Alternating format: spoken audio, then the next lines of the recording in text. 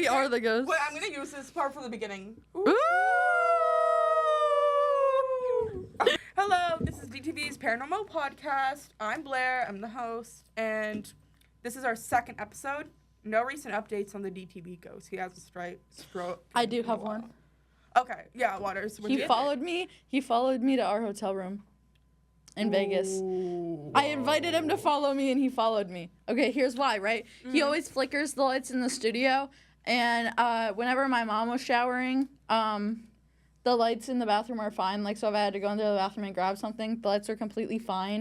And then I would go in and take a shower, and all the lights were flickering in the bathroom. And I was like, so let's, like, including the vanity lights. And I was like, so let's not. I was like, I know I invited you, but not for consequences. For extended amount of time. And then we were getting ready, and my mom was like talking about it, and I was like, yeah, I invited the DTV ghost, and I laughed. And then the closet light that's motion activated went on. But the thing is, my mom and I were on the other side of the room and stationary because she was braiding my hair.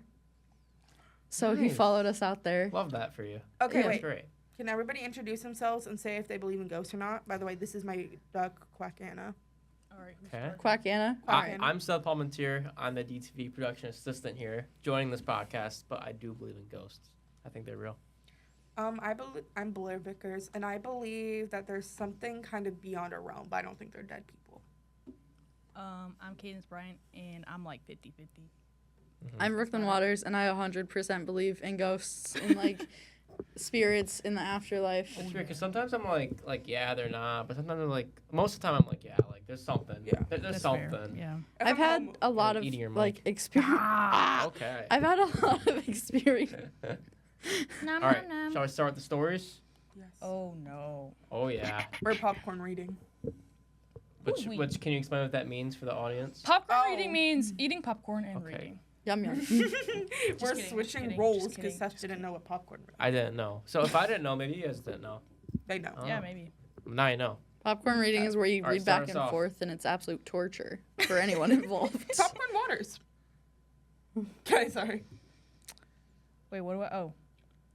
This is a story called Something Walks Whistling Past My House Every Night at 3:03. From r/no sleep. Well, maybe that's why. Anyways. That's a good point. Every night, no matter the weather, something walks down our street whistling softly. You can only hear it if you're in the living room or the kitchen when they walk by, and it always starts at exactly 3:03 a.m., I'm assuming. I don't know. The sound starts faint somewhere near the beginning of the lane near the Carson place. We're towards the middle of the street, so the whistling moves past us before fading away in the direction of the cul-de-sac. I think I said that right. When I was younger, my sister and I would sneak into the kitchen some nights to listen. Mom and Dad didn't like that, and we'd catch hell if they found us out there, but they are never too hard on us since we always stuck to the one big rule. Don't try to look at whatever was whistling. Okay. My neighborhood is a funny place. I've lived here since I was 6, and I love it. The houses are small but well kept, good-sized yards, plenty of places to roam. There are a lot of other kids here my age. I turned 13 back in October. We grew up together and would always play foursquare in the cul-de-sac or roam around from back porch to back porch in the summer. This was a place to grow up. I'm old enough to see it, and there's only the two strange things here, the night whistling and the good luck. The whistling never bothered me much. Like I said, I couldn't even hear it from my bedroom, but Mom and Dad don't like talking about it, so I've stopped asking questions. My dad is a strong guy, tall and calm. He's had an accent since he moved to the U.S. as a kid. His family, my grandparents, they're from the islands. That's what they call it. My dad, the only time he isn't so calm is if the whistler comes up. He talks a little quicker then, eyes move faster, and tells us not to think about it so much and to always remember the one rule. The big rule. Don't try to look outside when the whistler goes past. Not that we could look if we wanted. See, there are shutters on the inside of every window. Thick pieces of heavy canvas that pull down from the top and latch to the bottom of the window frame. Each latch even has a small lock, about the size of what you'd find in a diary. My dad locks those shutters every night before we all go to bed and keeps the key in his room. My mom, I don't know what she thinks about the whistling. I've seen her out in the living room before at 3:03 when the sound starts. I could hear her if I cracked my door open just an inch to peek. She's not out there often, at least I haven't caught her much, but once or twice a month I think she sits out there on the big red couch and just listens. The Whistler has the same tune every night. It's cheerful. Are you ready for my impression? I'm ready. Yeah. Da da da da dum dum da. It says that. I'm not. This is like Bird Box. Da, da, da, da. I love Bird Box. No one has brought up Bird Box to me forever. I love This that is like movie. the same thing. Remember how I said there's two odd things about where I live? Well, besides our night whistler, everyone in my neighborhood is really lucky. It's hard to explain, and my dad doesn't like talking about this part much either. But good things just seem to happen to people around here. Usually it's small things, winning a radio contest or getting unexpected promotion at work. Sorry. I thought you were shocked. I'm sorry. Usually it's just small things, winning a radio contest or getting an unexpected promotion or finding some arrowheads buried in the yard. You know, the authentic kind. I need to live in this neighborhood, bro. Yeah, bro. I don't care about the Whistler. I can just like put Ignore it. earplugs in and go to sleep. It's like a regular suburban neighborhood. You got Yeah, your you just- birds, you Yeah, got your bro. wind chimes. It's I the same feel thing. like the whistling's a really good like alternative for like the good luck. I feel like I could look past that. Like Yeah. if I got some good luck coming my way, I could listen to anything in the middle of the night. It's just some white As long noise. as you don't like, it's Yeah, not like you get hear used to it and it. you like explode. It's just like you gotta just kind of ignore it. Can you guys whistle?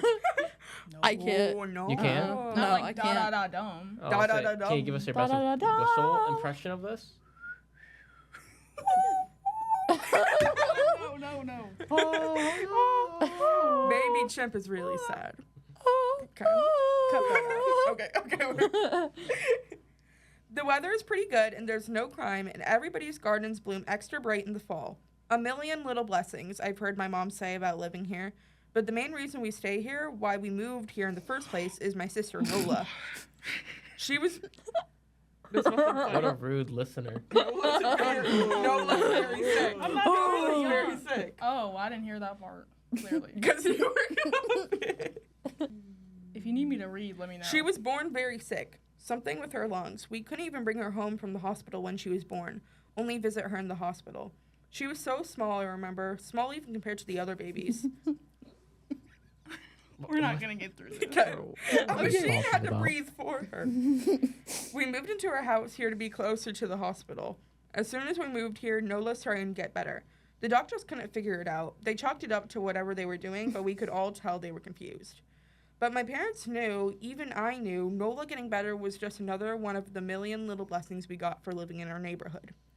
So that's why we stayed, even after we found out that for every small miracle that happens here, every day, now and then, some bad things happen. But they only happen when you look for the Whistler. See, our neighborhood has a welcoming committee. They show up with a macaroni casserole in a gift basket and a manila folder whenever someone new moves in. They're very friendly. 4 people showed up when we moved in 7 years ago. The committee made small talk, gave me a Snickers bar, and took turns holding Nola. It was her first week out of the hospital, so they were extra careful.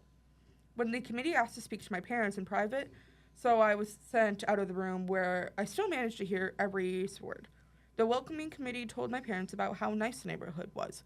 Really exceptionally hard to explain kind of nice.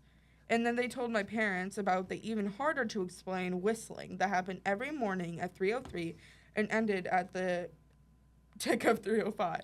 The group, our new neighbors, warned my parents that the whistling was quiet, would never harm or hurt us as long as we didn't look for what was making that sound.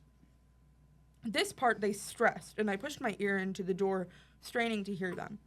People who went looking for the Whistler had their luck change, sometimes tragically. A black cloud would hang over anyone that looked. Anything that could go wrong would. The manila envelope the committee brought over contained newspaper clippings, stories about car crashes, ruined lives, public deaths, and freak accidents. Not everyone dies, I heard the head of the committee tell my dad, but life goes out of them. Okay, why are we still searching for the Whistler then? Like, who is like, ooh. Oh, I want to see how much my luck can change. Yeah. I wonder if I'll be the one of the people that die. I wonder Sorry. if I'll be the one. Not everyone dies. I heard the head of the committee tell my dad, but the life goes out of them. Even if they live, there's no light in them ever again. No presence. Popcorn cadence. Respect my mom. Where are we at? My mom. What, do you just read until you feel like you're done? Yeah. You can popcorn me after that. I'll probably like lock in if I'm ready. Oh, nah. Oh, no. We ain't risking that. Oh, it's okay, Waters. Don't cry. Yeah, or don't laugh. My mom, I could tell she wasn't taking it seriously. She kept asking if this was some prank they play on new neighbors. At one point, Worse. Are you done? No, I'm We'll not. wait. No, I'll wait. We'll wait. Wait. Okay. You're gonna have to do a lot of editing. That's right. My mom, I could tell she wasn't taking it seriously. She kept asking if this was some prank they play on new neighbors. At one point, my mom got angry, accused the committee of trying to scare us out of our new home, asked them if they were racist on account of my dad being from the islands. My dad calmed her down, told her he could tell our new neighbors were sincere and they were just trying to help us.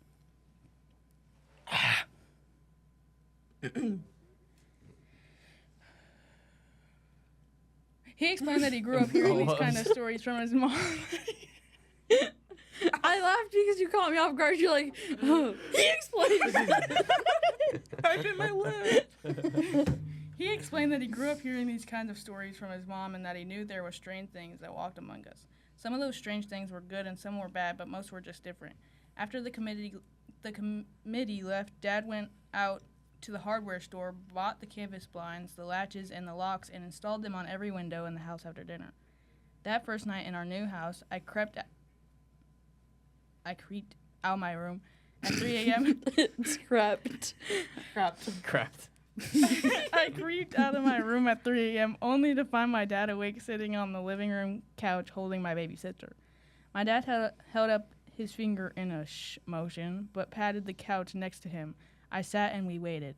At exactly 3:03, we heard the whistling. Da da da da da dum, da da da da da dum.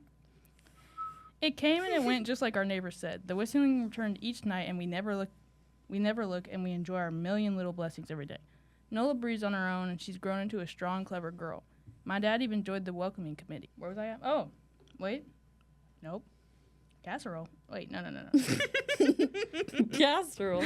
No. Shut up. 20 minutes in, by the way. No, my God. My dad even joined the welcoming committee. We don't get new neighbors often. Why would anyone want to leave? But when a new family moves in, my dad and the committee bring them macaroni casserole, a gift basket, and a manila folder. I can always tell by the look on my dad's face when he comes back if the family took the committee seriously or if we'd be getting new neighbors again very soon. Not long ago, a family moved in across the street from us. The previous owner, Miss Maddie, passed away at age 105. She lived a good, long life. Our new neighbors seemed like they'd fit in just fine. They believed the welcoming committee, took my dad's advice about the locking shutters since they had a young child of their own. Whatever newspaper clippings were in the manila envelope, whatever evidence, my dad never let us see. Oh, but I imagine it must have been awfully convincing since our neighbors got along with no issues for the first month. One night when our new neighbors had to leave town, they sent their son Holden to stay with us. He was 12, a year under me in school. I didn't know him well. Is it because his name's Holden? Yes. We have a Holden We have in a student DTV. named Holden. Maybe he's the DTV ghost. Spooky, spooky. Oh my All right. god. Continue. I didn't know him well before the night, but as soon as his parents dropped him off after dinner, I could tell it was going to be a bad time. Do you know who is always out there whistling every night? Holden asked the moment the adults left the room. Three of us were sitting in the den, some Disney movie playing idly on the television. My sister and I exchanged a glance. We don't talk about that, I said. I think it's that weirdo that lives in the big yellow house on the corner. Holden said. Mr. Tolles? My sister asked. No way, he's really nice. Holden shrugged. Must be a psycho killer then. Nola tensed. We don't talk about it, I repeated. Let's go in my room and play Nintendo. We spent the next few hours playing games, eating popcorn, and then watching movies. A typical sleepover, but I could see Holden was getting antsy. After my parents had wished us Wait, what was the guy's Mr. Tolls? Yeah, Mr. Tolls. Let's see where this is going. Continue. Oh, okay. What do you mean? After my parents had wished us a good night, locked the blinds, and gone to bed, Holden stood up from his beanbag and walked over to where Nola and I were sitting on the bed. Have you ever even tried looking? He asked. It's nearly time. Like most sleepovers, we conveniently ignored any suggestion of a bedtime. I was shocked to see he was right. It was almost 3 a.m. I sighed. We don't. See, I can't even try to look because my dad locks the blinds every night and hides the key. He continued, ignoring me. So does our dad, says Nola. No, replied Holden. No, he doesn't. You saw him do it, I said, a little sharper than I meant to sound. Holden grinned. Your dad locks the blinds, yeah, but he doesn't hide the key. He keeps it right on his normal keychain. So? I asked. Worried, I already knew what he would say next because I had noticed that my dad didn't bother hiding the key anymore after all these years because he knew we took it seriously. I want to read the end. Hold on. So after your dad locked up, but before your parents went to bed, I went to the bathroom. And on my way, I may have peeked into their room, and I may have seen your dad's keys. I can't read. I literally can't do that. It's going to take the rest of the episode. No, I can hear because this wasn't on. No, want to read? Let Seth read. Okay. Where? Oh. Words. Where do you Where's end? DTV goes. Shout out DTV Ghost. So after your dad locked up before your parents went to bed, I went to the bathroom. And on my way, I may have peeked into their room. And I may have seen your dad's keychain on his nightstand. And I maybe went and borrowed the key to blinds. Freaking Holden. Nola and I... I'm so locked in. You're a good reader. Oh, I'm trying. You're blocking my view. Nola and I stared, just and his kidding, I'm grin sorry. only grew wider. You're lying, I said. Holden shrugged. You can check if you want. Just open your parents' door and look, and you'll see his keychain right there on the nightstand. Stay here, I told both of them. Don't move a muscle. I hurried over to my parents' room, but hesitated at the door. If Holden wasn't lying, my dad would be angry, beyond angry. I was scared thinking about it, but more scared of an open window with the whistler right outside. I opened the door, barely an inch, and looked in, but it was too dark to see. Taking a deep breath, I walked into the room. 2 steps into the dark, I froze. The whistling started, and I could hear it clearly.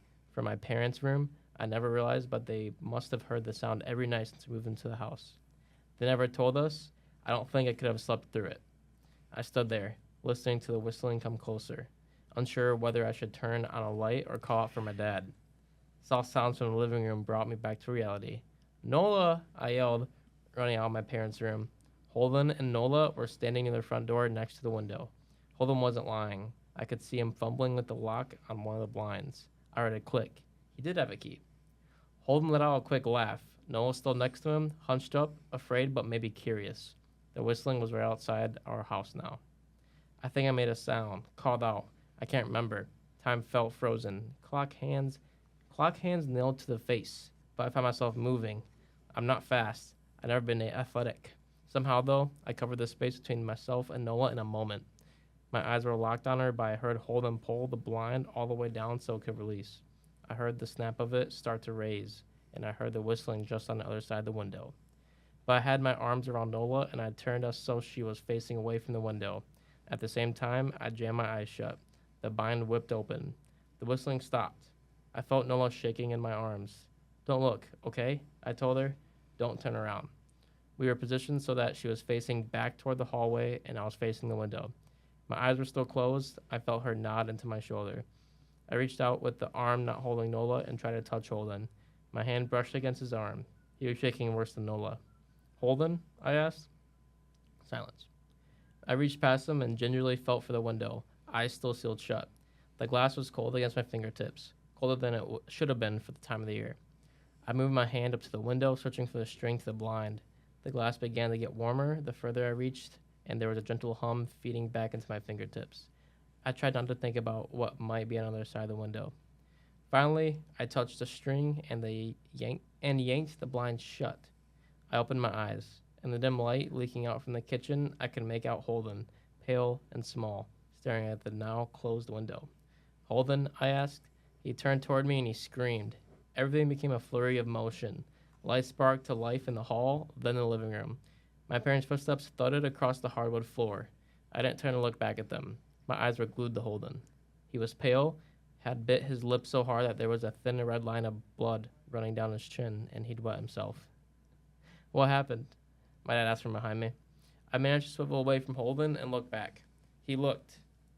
I never seen my dad scared before, but I saw it that night. In that moment, an old, ugly terror stitched on his face, a parent's fear. Who wants to go next? Does anybody else want to? I can read Wow. it. You want me to? Wow. Yeah.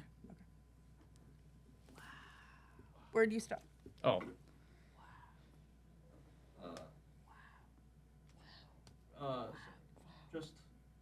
Just Holden. It's my Just bad shoulder, Holden, please he don't. mouthed to me. I nodded yes. My dad let out a sigh. He looked so relieved I nearly expected him to cheer, but then he turned to Holden, and my dad... She touched my bad shoulder. I had to. To what? I didn't I see. had to go like this. Okay. Okay. I'm Alright. sorry. Are you the No, baby you're chimp? not. Are you the baby chimp that's really sad? Yo, Are you the lock whistler? in, I'm sorry. Lock in, twin. My dad let out a breath. He looked so relieved Sorry, my knee. I Really nearly expected him to cheer, but then he turned to Holden and my dad's face changed. I wondered if he felt bad for feeling good that Holden was the only one that looked. There was a knock at the door. We all froze. Taking a picture. Hold on. Holden Lock it. whimpered. "Don't answer it," my mom said. She stood at the threshold of the hall. I'd always thought she was a skeptic and just humored my dad about the windows and the whistler, but that night we were all believers.